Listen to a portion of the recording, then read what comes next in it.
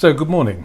I'm going to be building on the work that I presented yesterday on mental models, anxiety and finance, because I'm finding that this is actually quite fruitful work.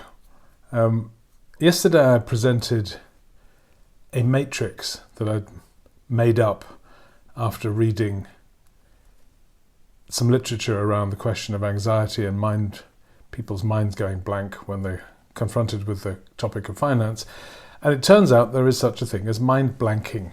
Mind blanking is a state of consciousness in which we evidently move away from trying to analyze things and just are. It's like wakeful mindfulness or meditation.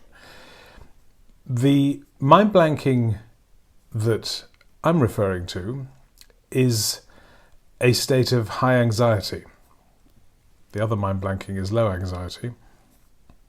And I've tried to represent it on two axes in order to find out where anxiety kicks in on those two axes. And the two axes, if you remember, are familiar to unfamiliar on the y-axis and important to irrelevant on the other axis. And that gives four quadrants, as you can see from the graphic that I've created.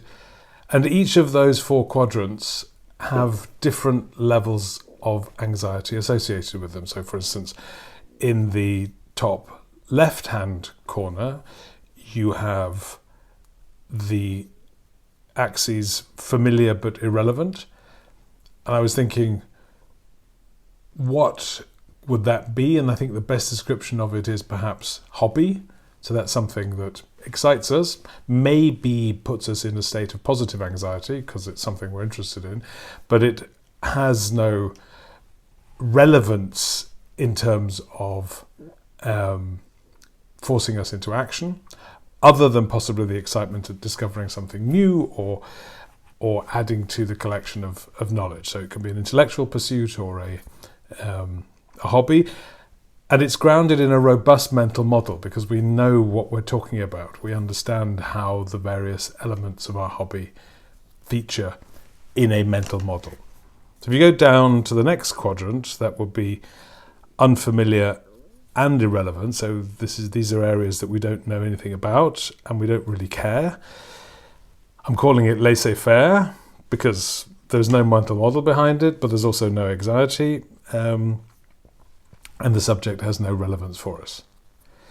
If you then go to the top right-hand corner, I'm calling that quadrant professional because there's a robust mental model behind it in order to process possibly complex information. And the result is that you are concentrated, alert, effective, which is sort of the description of how you would be in a job, hopefully. So the anxiety level is probably quite high, but it's manageable because you're used to it and you know how to cope with the pressure. So the fourth quadrant, down at the bottom, right-hand corner, is the quadrant that is important and unfamiliar, and that's the one that I'm focusing on. Now, in that quadrant, I'm calling the high anxiety quadrant, there is the lack of a mental model. In other words, you don't know how to process the information coming in, but you've got a very strong sense that it's important, possibly crucial.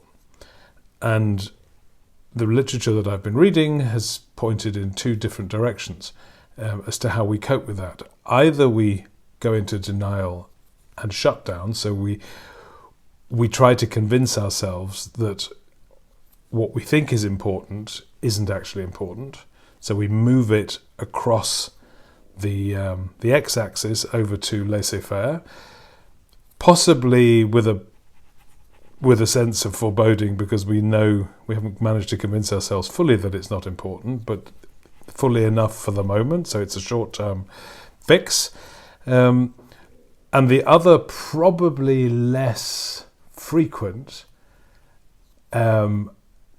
response is to move up the y-axis and to make the unfamiliar familiar, and that requires building a mental model, that requires actually working through the subject and creating a new paradigm with which or from which to understand the information.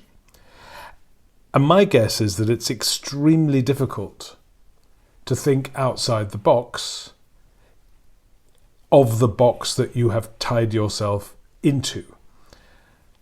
So what that requires is someone to teach you a mental model that is more in line with your worldview, isn't threatening, and that allows you to create a system of thinking about that information that reduces anxiety and moves you from high anxiety to professional.